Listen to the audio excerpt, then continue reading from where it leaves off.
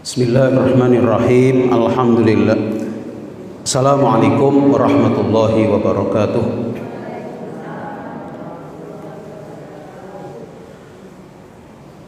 A'udzu billahi minasyaitonir rajim. Bismillahirrahmanirrahim. Alhamdulillahi rabbil alamin alladzi farada 'alaina siyama ramadan. Asyhadu an la ilaha illallah wa asyhadu anna Muhammadar Rasulullah. Allahumma shalli wa sallim ala nabiyyina Muhammadin wa ala alihi wa ashabi ajmain, amma ba'du. Ibu-ibu dan saudaraku sekalian, Bapak yang baik yang dimuliakan Allah, pertama kita bersyukur dan selalu bersyukur kepada Allah Subhanahu wa taala. Alhamdulillah, pagi ini kita masih diberikan kesempatan hidup dalam keadaan sehat walafiat jasmaniah rohaniah kita, dan terutama sekali kita diberikan kesempatan terbaik oleh Allah Subhanahu wa taala bisa hadir di majelis yang mulia ini. Mudah-mudahan kehadiran kita senantiasa mendapatkan rahmat barokah dari Allah Subhanahu wa taala, dan sedikit banyak bertambah ilmu kita walaupun sedikit, sehingga harapannya dengan ilmu itu iman kita semakin subur, karena pupuk iman adalah ilmu, dan dengan iman yang subur mudah-mudahan akan semakin meningkatkan ketakwaan kita kepada Allah Subhanahu wa taala. Ketahuilah Bapak Ibu sekalian, orang yang paling mulia di sisi Allah adalah orang yang paling bertakwa. Bukan orang kaya, bukan orang yang punya jabatan tinggi, bukan orang yang kedudukan sosialnya bagus. Orang yang mulia itu, tapi orang mulia adalah orang yang paling bertakwa kepada Allah Subhanahu wa ta'ala. Bisa jadi dia tidak punya harta, tapi dia terkenal di langit oleh Allah dan makhluk-makhluk yang lainnya. Bisa jadi dia duitnya banyak, kedudukan sosialnya bagus, tapi sebenarnya dia rendah di hadapan Allah Subhanahu wa ta'ala. Maka mudah-mudahan sekali lagi Ramadan tahun ini menjadikan kita semakin bertakwa kepada Allah Subhanahu wa ta'ala. Yang kedua, jangan lupa Bapak Ibu kita selalu bersalawat kepada Nabi kita Muhammad sallallahu alaihi wasallam. Allahumma sholli ala Muhammad wa ala ali Muhammad. Mudah-mudahan dengan selalu bersalawat kita selalu ingat Rasulullah, ingat ajaran-ajarannya, ingat sunnah-sunnahnya, dan kita diberikan kekuatan, kemampuan oleh Allah untuk bisa menghidup-hidupkan, mengamalkan sunnah-sunnah Rasulullah dalam kehidupan kita sehari-hari. Nah, ibu-ibu dan saudara-saudaraku sekalian yang baik yang dimuliakan Allah, pagi hari ini insya Allah setiap Sabtu pagi ya ke depan mungkin 4 kali ya Mas Sito ya, 4 kali kita akan bertemu untuk mengkaji berkaitan dengan bulan suci Ramadan ya. Nah, pagi ini saya akan menyampaikan 3 hal yang akan dihadapi oleh manusia. 3 hal yang akan dihadapi oleh manusia. Ini sudah saya sampaikan di Jumat kemarin, di khutbah Jumat di Masjid Al-Ihsan. Ibu-ibu kan belum dengar. Kalau bapak-bapak ada yang sudah dengar. Tapi hari ini lebih komplit, karena kalau khutbah kan terbatas hanya 20 menit ya. Hari ini lebih komplit insya Allah. Dan mungkin tidak 1 pertemuan, bisa jadi 2 pertemuan. Kalau di khutbah 1 pertemuan Ini mungkin bisa 3 pertemuan atau minimal 2 pertemuan. Baik, 3 hal yang pasti dihadapi oleh manusia. Yang pertama, manusia itu kalau hidup yang pertama dihadapi yaitu dirinya sendiri. Menghadapi siapa? Dirinya sendiri. Menghadapi diri sendiri susah atau gampang? Nah, ini pertanyaan ini. Menghadapi diri sendiri itu susah apa gampang? Gampang-gampang susah. Nanti bisa jelas ya kalau sudah saya jelas. Jadi menghadapi diri sendiri itu ya artinya begini. Itu sepenuhnya tergantung kita. Menghadapi diri sendiri itu sepenuhnya tergantung kita, tidak tergantung sama yang lain. Panjenengan mau ngomong apa, mau berpikir seperti apa, mau bertindak seperti apa, itu tergantung kepada diri sendiri, tidak tergantung orang lain. Jadi kalau mau ngomong tanya dulu ya, saya mau ngomong apa gitu kan enggak gitu. Langsung saja ngomong kan, ceplos-ceplos kan gitu. Panjenengan mau bertindak juga enggak nanya dulu. Tidak nanya sama suami, tidak nanya sama siapa-siapa, langsung saja kan bertindak gitu. Artinya apa yang kita lakukan, apa yang mau kita omongkan itu tidak tergantung sama orang lain, tergantung kepada diri sendiri. Maka ibu-ibu, kalau ada orang melakukan maksiat, melanggar hukum, melanggar adat istiadat yang disepakati, berarti dia kalah menghadapi dirinya sendiri. Ya. Jadi kalau ada orang kok maksiat, ada orang kok korupsi, ada orang mencuri, menipu, berbohong, itu berarti dia kalah menghadapi dirinya sendiri. Nah, kalau sekarang sudah, kalau ditanya sudah bisa. Kalau begitu menghadapi diri sendiri gampang apa susah?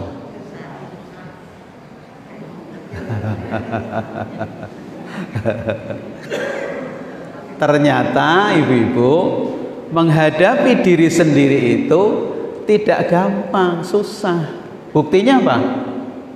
Banyak orang yang maksiat, banyak orang yang melanggar aturan, banyak orang yang korupsi. Indonesia kan terkenal sekali korupsinya. Nah, itulah orang-orang yang kalah terhadap dirinya sendiri. Jadi menghadapi diri sendiri itu ternyata tidak mudah.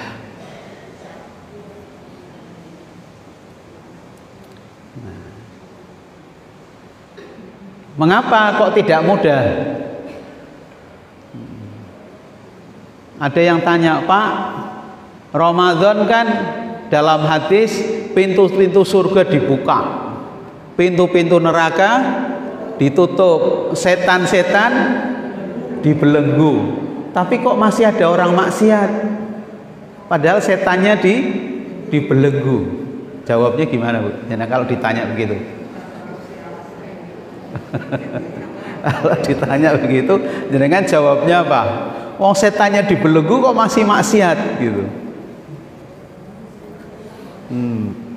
Karena yang menjadikan orang maksiat itu bukan setan, setan saja bukan.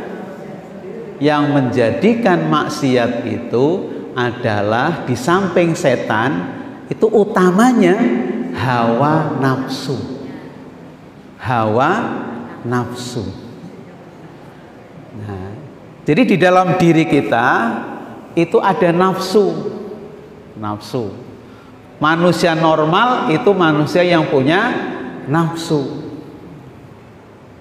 Nafsu itu netral.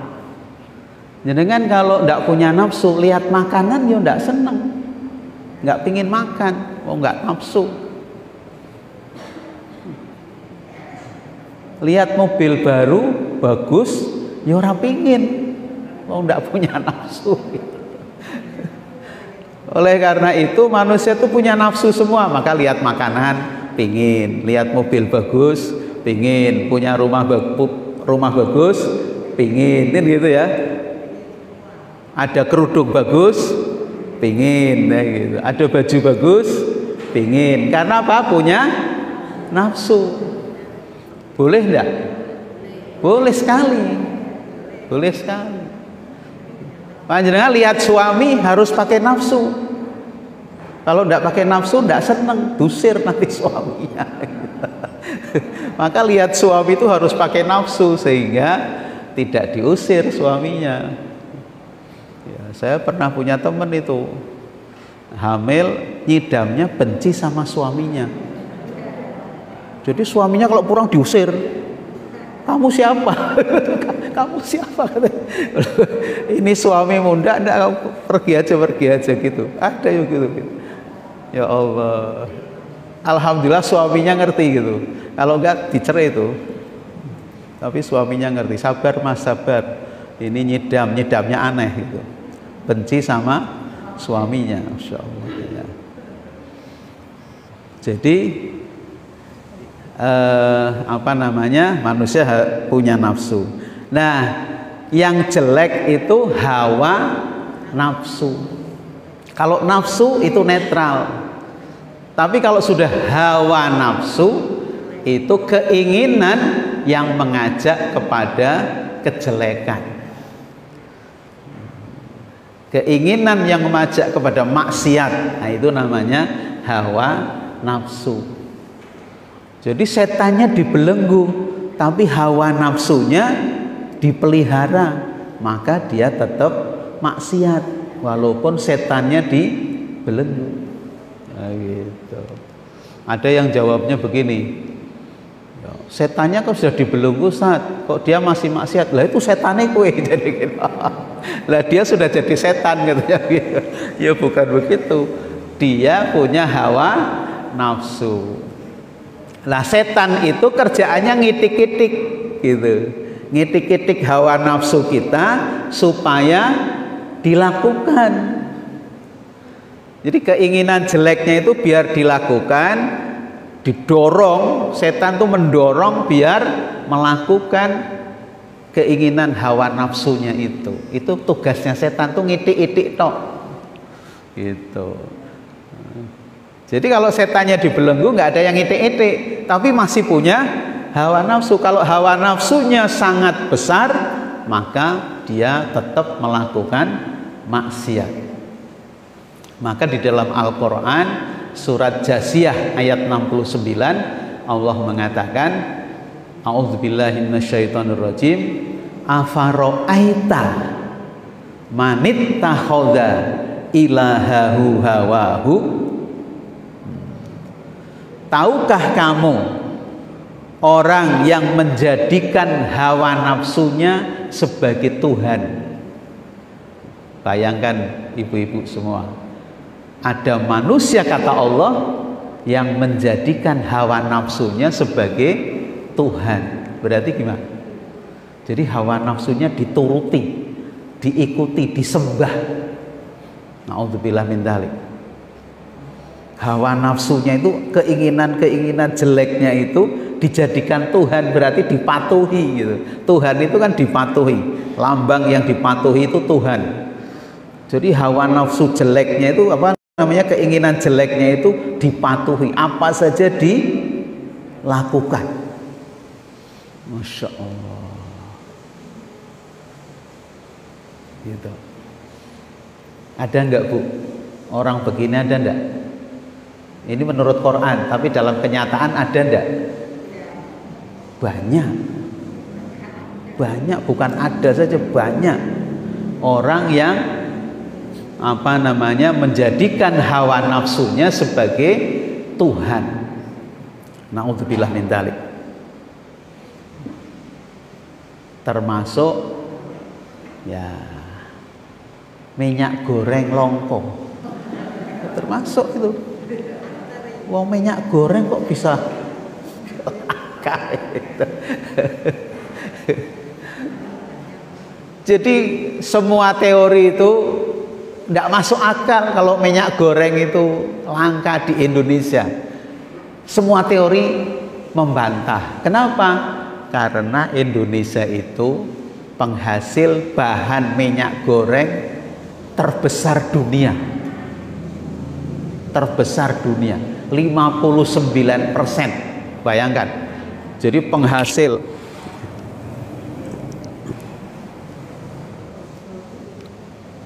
kok bisa lepas ya. Jadi penghasil CPO namanya ya. Kalau dalam bahasa kimianya CPO. Dalam penghasil CPO terbesar itu Indonesia berapa? 59%, separuh lebih dari dunia. Tapi kok minyak goreng longko. Nah, itu kerjaannya orang yang mengumbar hawa nafsu. Luar biasa. Pemerintah kalah kok, Bu. Pemerintahnya kalah coba.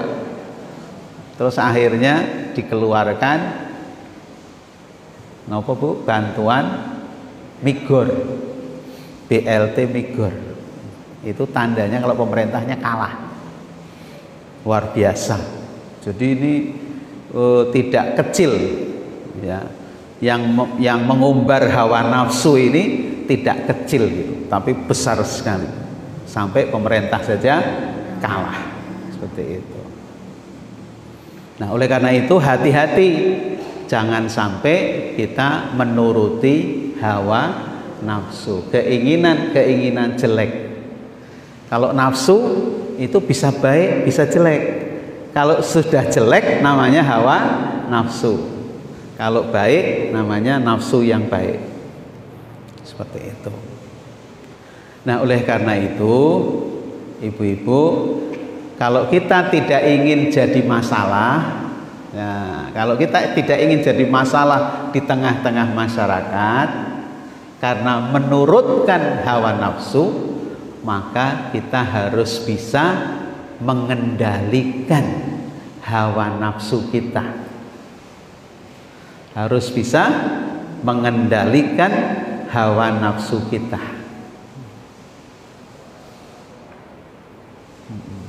Caranya gimana? Caranya salah satu yang paling efektif puasa Ramadan. Puasa Ramadan.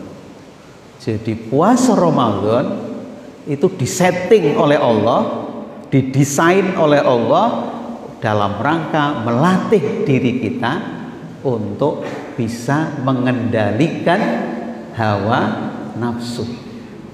Karena kalau orang sudah mengikuti hawa nafsu, itu tidak hanya merusak dirinya, tapi merusak orang lain. Merusak orang lain. Jadi puasa penting nomor betul. Penting sekali. Dari segi tinjauan kemanusiaan itu puasa itu sangat penting sekali. Karena puasa melatih diri kita untuk menjadi orang-orang yang mampu mengendalikan hawa nafsu.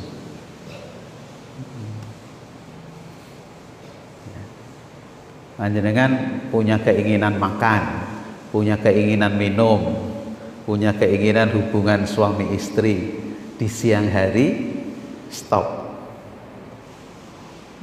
11 jam sampai 12 jam. Saya kemarin nonton YouTube di daerah mana itu di luar negeri puasanya 24 jam. Puasanya 24 jam. Jadi ke masjid itu mau buka sekaligus mau sahur. Nah 24 jam berarti kan sudah habis. Sehari kan 24 jam.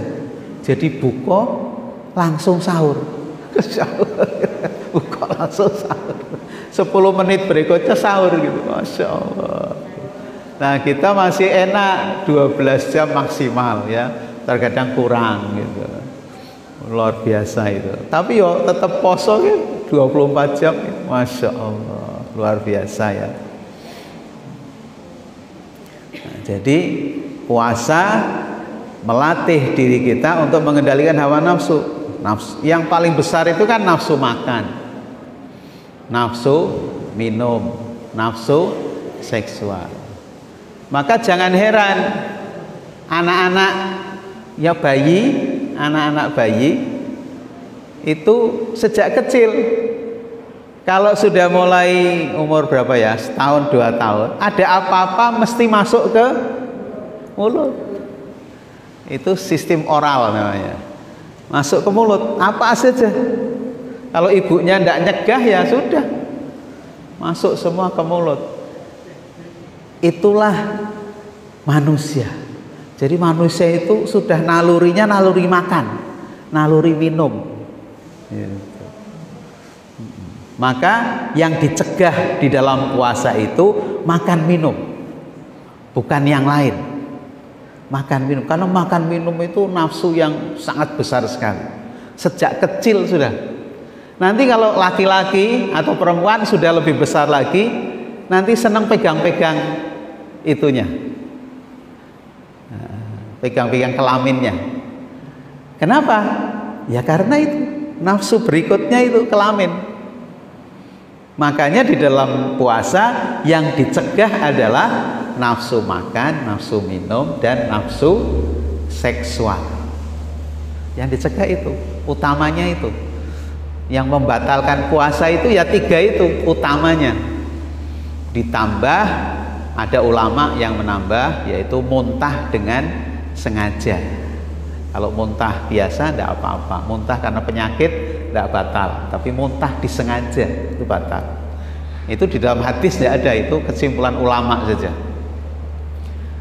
Kemudian haid nifas otomatis kan, itu sudah jelas, orang nifas, orang haid kan tidak boleh puasa. Jadi kalau ibu puasa kemudian haid, zuhur haid, ya sudah puasanya batal. Tapi kan sudah biasa kan itu kan.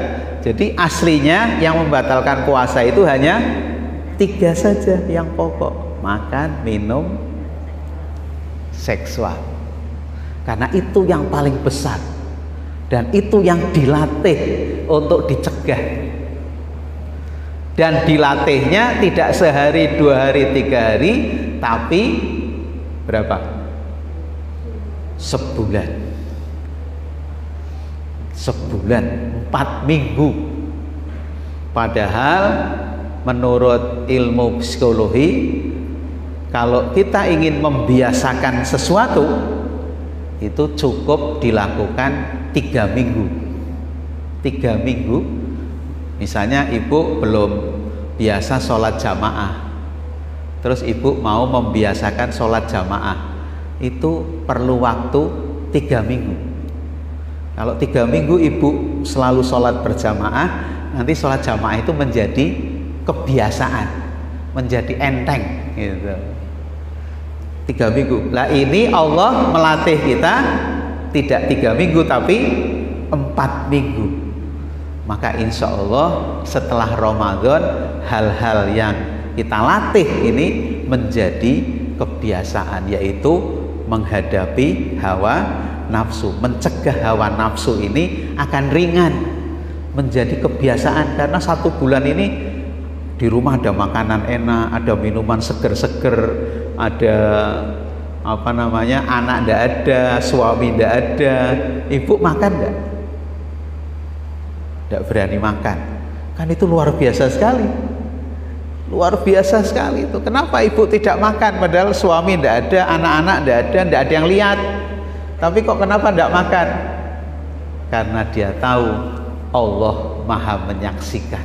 Saya puasa karena Allah, sementara Allah menyaksikan. Saya puasa bukan karena suami, saya puasa bukan karena istri, saya puasa bukan karena anak, saya puasa lillahi ta'ala, karena Allah, maka tidak berani minum, tidak berani makan. Masya Allah, ini dahsyat ini. Dan itu dilatihnya sebulan. Jadi nanti setelah ini ibu-ibu akan enteng menghadapi hawa nafsu, ajakan hawa nafsu yang mengajak kepada keinginan yang jelek itu menjadi enteng. Sementara orang lain bingung. Ada orang yang sehari-hari mabuk.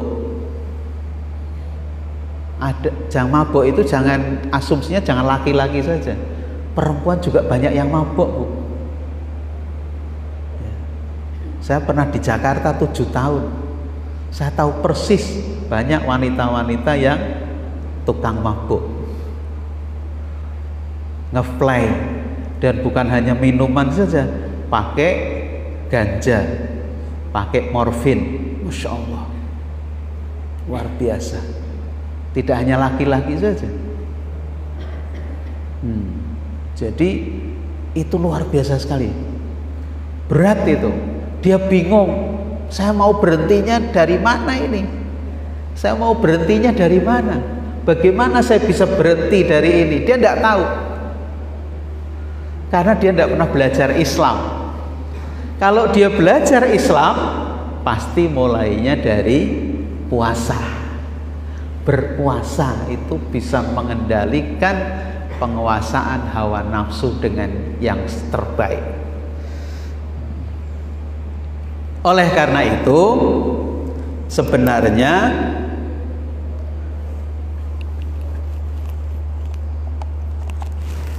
semua ibadah di dalam Islam itu latihan saja sebenarnya.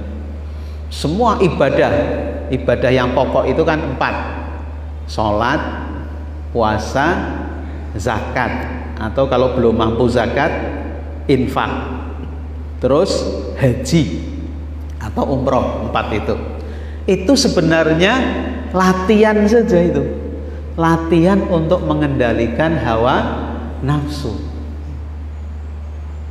Oleh karena itu, kalau orang Islam sudah sholat, sudah puasa, sudah zakat, sudah haji, itu berarti bukan selesai.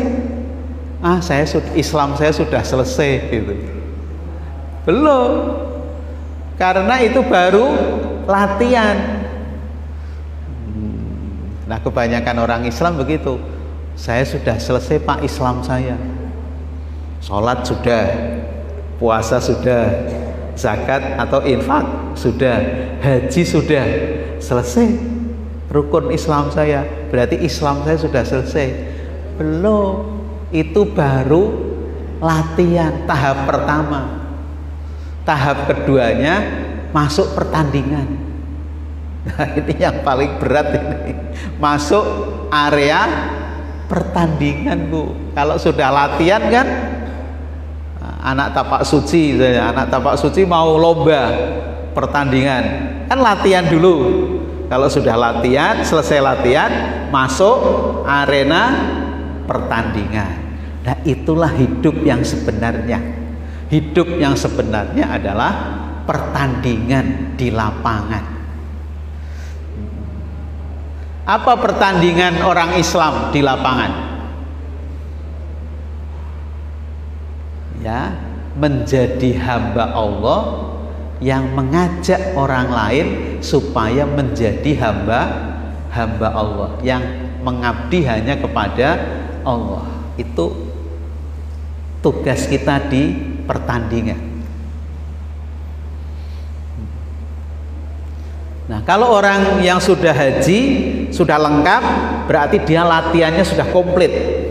Mestinya bertandingnya lebih bagus gitu. Kalau yang belum, dimaklumi karena dia latihannya belum selesai, dimaklumi. Dia pertandingannya dalam bertanding dia belum begitu bagus. Kenapa? Karena ada yang belum dilatih, ya gitu. Tapi kalau yang sudah komplit, maka dia harus terjun full timer, menjadi, kalau istilahnya hadis, menjadi khairun nas anfa'uhum linnas, sebaik-baik manusia adalah yang paling banyak manfaatnya buat orang lain. Nah, itu pertandingan yang sebenarnya. Pertandingan yang sebenarnya yang harus kita hadapi di muka bumi ini adalah bagaimana kita menjadi orang yang bermanfaat untuk sebanyak-banyaknya orang lain.